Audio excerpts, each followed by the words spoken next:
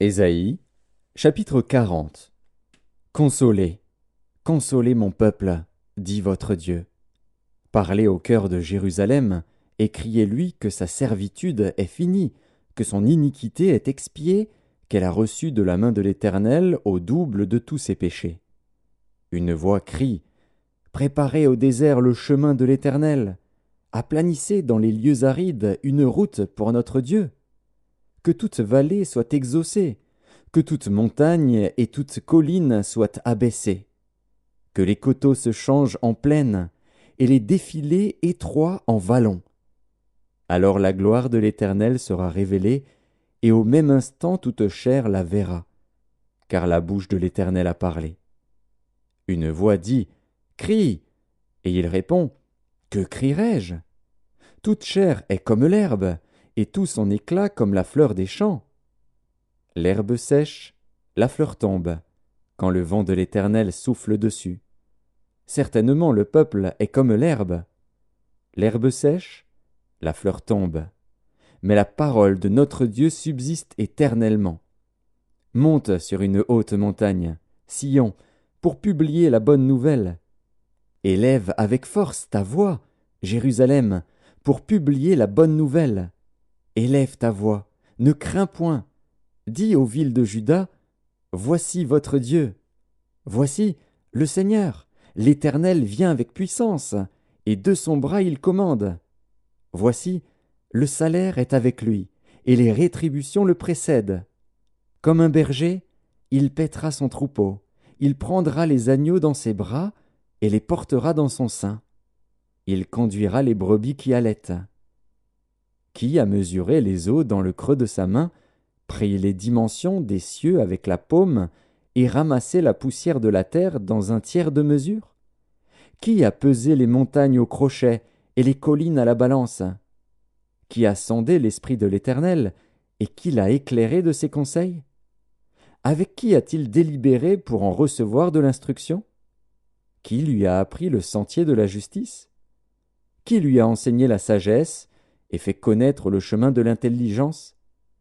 Voici, les nations sont comme une goutte d'un seau, elles sont comme de la poussière sur une balance.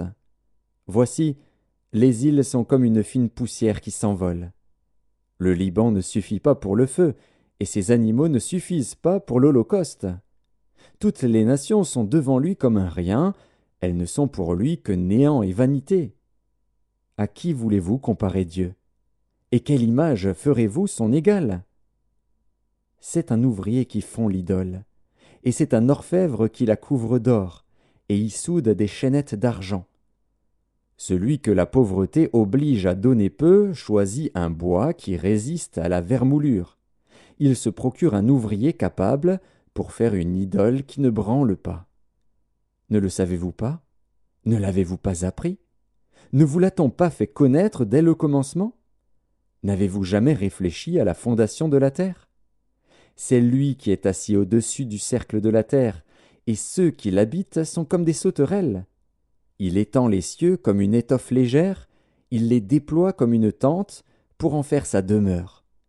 C'est lui qui réduit les princes au néant, et qui fait des juges de la terre une vanité.